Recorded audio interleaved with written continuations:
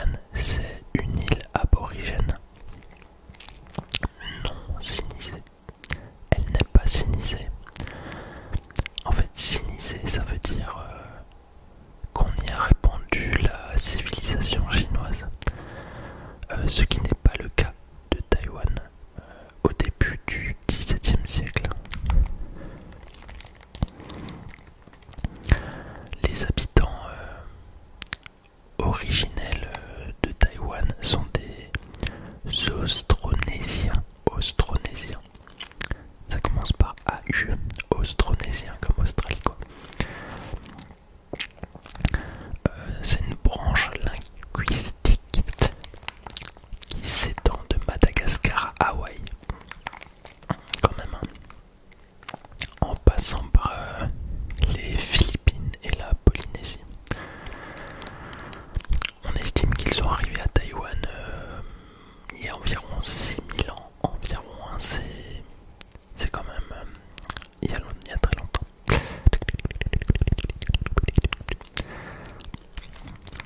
Donc avant 1600, il n'y a pas d'état centralisé, il n'y a pas d'entité politique.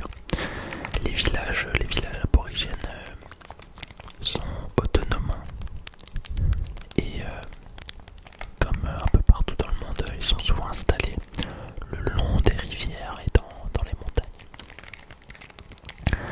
pour la pêche, pour l'eau, etc. Et pour expliquer ce qu'il se passe après, il faut bien évidemment que je vous explique le contexte. En fait, au XVIIe siècle, les puissances européennes, les Pays-Bas, l'Espagne, le Portugal, etc., ils luttent pour le contrôle des routes commerciales asiatiques. Les Néerlandais, donc les citoyens des Pays-Bas, par l'intermédiaire de la Compagnie néerlandaise des Indes orientales, ils cherchent un port stratégique entre le Japon, la Chine et l'Asie du Sud-Est.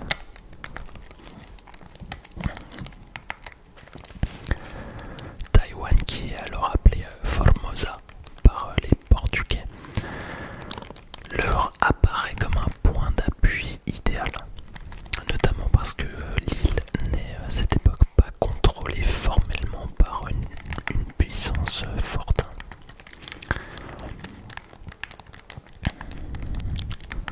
En 1624, les Néerlandais s'installent sur l'île au large de Tainan. Je sais même pas comment ça se dit, je vous avoue.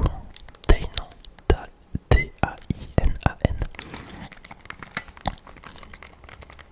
Et ça c'est dans le sud de Taïwan. Donc en 1624, ils s'installent là, les Néerlandais dans le sud de l'île. Et ils y construisent le fort Zeelandia.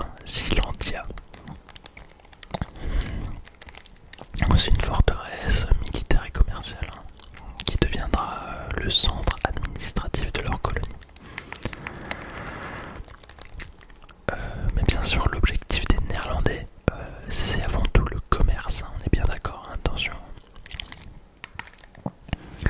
Donc ils échangent de la soie, du sucre, des épices et bien évidemment de la porcelaine avec la Chine, mais pas uniquement, ils échangent aussi avec le Japon et tout l'Asie du Sud-Est. Presque. À cette époque, les Néerlandais, en fait, ils entrent en contact avec la population aborigène de l'île de Taïwan, qu'ils essaient d'administrer indirectement. Donc ils développent un système de gouvernance indirecte en coopérant avec certains villages, mais ils utilisent aussi la force militaire pour réprimer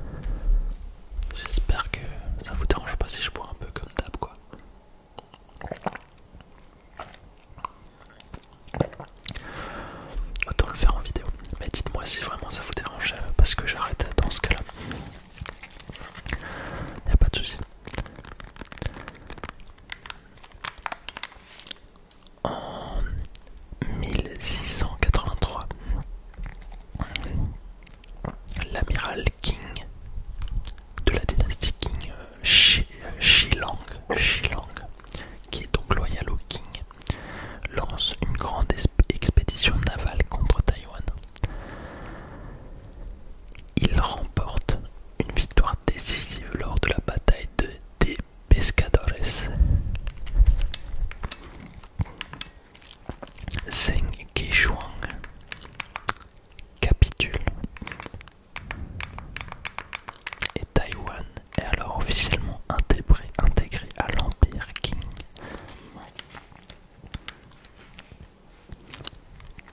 Même s'il faut noter qu'il ne contrôle réellement que la côte ouest.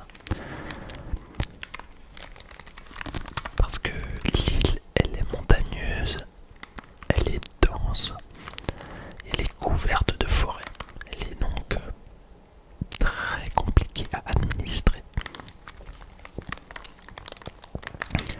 C'est d'ailleurs pour cette raison que l'île n'est reconnue administrativement comme partie intégrante de la Chine qu'en 1887, donc environ 2 siècles plus tard. C'est là qu'elle devient une province chinoise.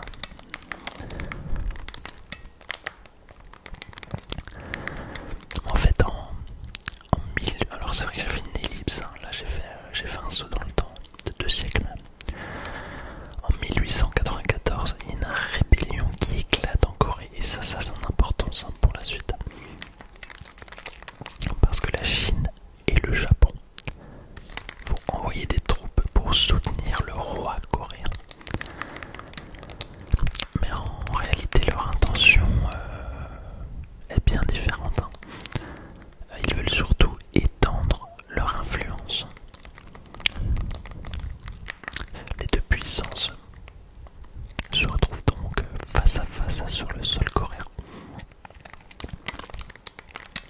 Le 25 juillet 1894, au large des côtes coréennes, la marine japonaise intercepte le Kaohsiung. C'est un navire britannique transportant plus de 1000 soldats chinois en renfort vers la Corée. Donc c'est un navire affrété par la Corée. Le Japon exige que le navire se rende et que les soldats chinois soient faits prisonniers. Mais bien sûr, les officiers chinois refusent catégoriquement et menacent même de tuer l'équipage britannique s'il s'obéit aux ordres japonais.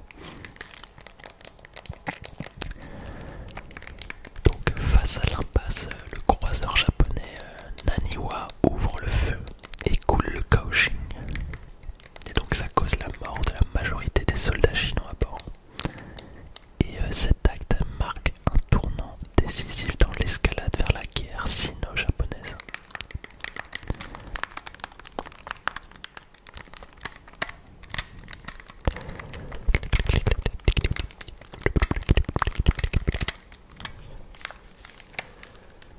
Peu après, le 1er août 1894, la Chine et le Japon déclarent formellement la guerre l'un à l'autre.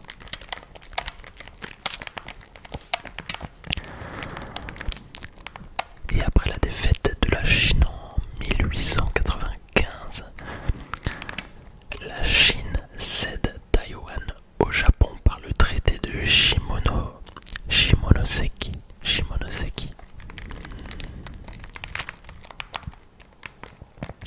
Le Japon administre alors Taïwan comme une colonie impériale pendant quand même 50 ans. C'est énorme. Bon, il modernise l'île, mais il impose aussi une japonisation forcée. Pendant toutes ces années, Taïwan va progressivement perdre la culture, l'identité qu'elle a en commun avec la Chine. Mais, même sous domination japonaise, certaines bases chinoises restent vivantes quand même. Les temples, les écoles ou certaines coutumes par exemple.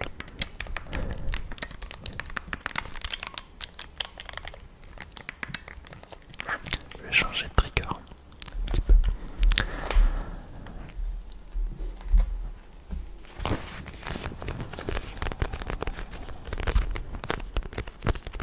Faire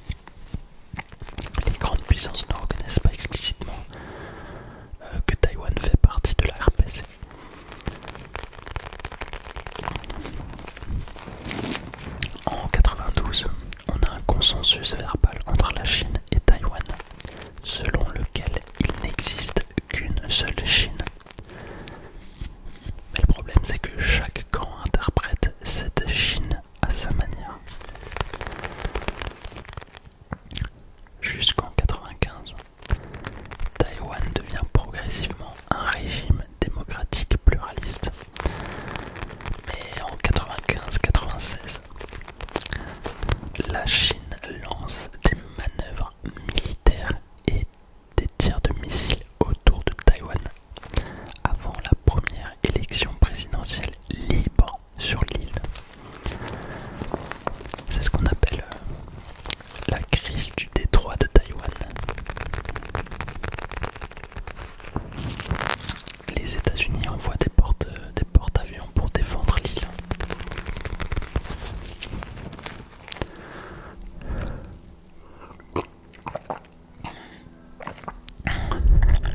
En 2000, Chen Shui-bian du parti indépendantiste est élu. Et ça énerve Pékin. En 2005, Pékin vote une loi anti-sécession autorisant l'usage de la force si Taïwan proclame l'indépendance.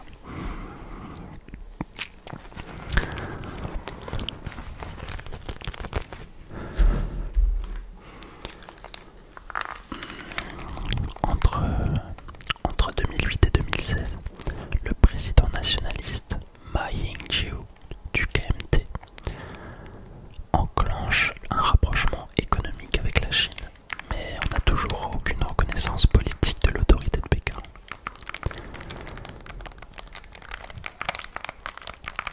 Tsai Ing-wen du Parti démocrate progressiste est élue présidente en 2016 et elle est réélue en 2021. Et elle refuse d'adhérer au consensus de 92 dont j'ai parlé avant, le fameux consensus verbal. Elle affirme la volonté de préserver le statu quo de Taïwan. Donc Pékin l'accuse de séparatisme. Et depuis, Pékin durcit sa rhétorique. Il multiplie les pressions diplomatiques, comme on a pu voir. On a des manœuvres militaires autour de l'île et des menaces d'invasion en cas de déclaration d'indépendance. Donc Taïwan a énormément investi dans sa défense militaire avec le soutien militaire. Taïwan produit d'ailleurs énormément de puces électroniques et c'est ça qui fait sa force parce que d'autres pays sont très dépendants de Taïwan grâce à ça. En 2024, il n'y a que 13 petits États qui reconnaissent officiellement Taïwan comme un pays, mais aucun pays de l'Europe ni des États-Unis. C'est un peu l'histoire de David contre Goliath finalement. À force que la Chine tire son épingle du jeu, Taïwan perd par contre des soutiens diplomatiques. En tout cas, le jour où Taïwan déclare son indépendance, on aura des raisons de s'inquiéter. Bon, j'espère que t'aimes les vidéos géopolitiques. Merci pour ton like et ton soutien, ça fait ultra plaisir. Moi je vais continuer mes vidéos. Et je vous réserve une petite vidéo d'histoire par quelqu'un d'autre pour cet hiver. Je suis sûr que vous allez adorer, mais par contre je la sortirai pas pour les membres, je la sortirai direct en public parce que je pense qu'elle va bien marcher, mais elle va durer genre 3-4 minutes seulement. Mais bon, c'est une exclue. N'hésite pas à rejoindre la chaîne, devenir membre. Si tu restes fidèle, t'as le droit à une vidéo dédicace et un sujet au jour. Mais je t'explique